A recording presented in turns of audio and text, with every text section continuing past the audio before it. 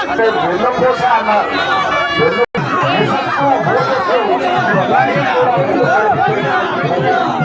స్వామి వారి మా స్వామి ప్రసన్నమైనటువంటి స్వామి కాబట్టి, సరే అమ్మవారు కూడా ప్రసన్నమైనటువంటి స్వరూపం కాబట్టి ఆ స్వామి కళ్యాణంలో భక్తులు కూడా ఇప్పటి వరకు ప్రసన్నంగా ఉన్నారు.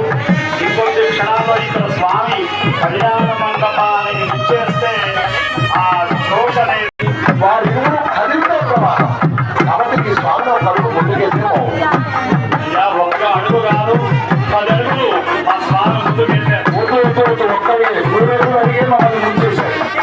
ఇక్కడ మిమ్మల్ని మోసం చేయట్లేదు. వామనావతారంలో కూడా పరిచక్రవర్తిని అనుగ్రహింపదలచి స్వామివారు ఆ 3 అడుగుల నేలను యాచించారు తప్ప లోక కళ్యాణం కోసమే మా స్వామి అవతారం.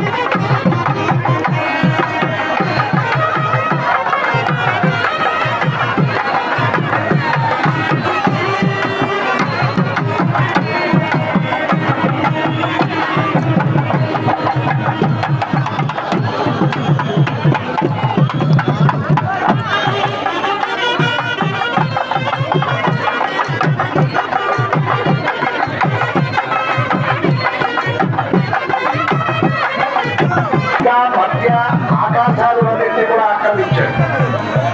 వెంకటాచలం వచ్చాడు వరాహస్వామి వారి దగ్గరికి వెళ్ళా 100 అడుగులు నేలదాలు ఉన్నాడు. 7 కూడా ఆక్రమించేశాడు. కాబట్టి స్వామి మీరు ఎక్కువ అడుగులు వేయొద్దు, 1 అడుగు వేయదు చాలు.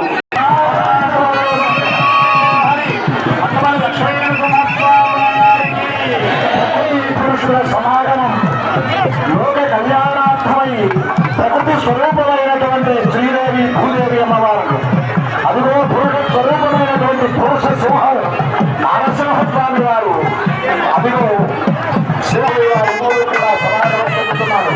కొత్తపల్లి మహాక్షేత్రంలో అద్భుతమైనటువంటి సమాగమం ఇది. అదిగో జ్యోతి సాక్షిగా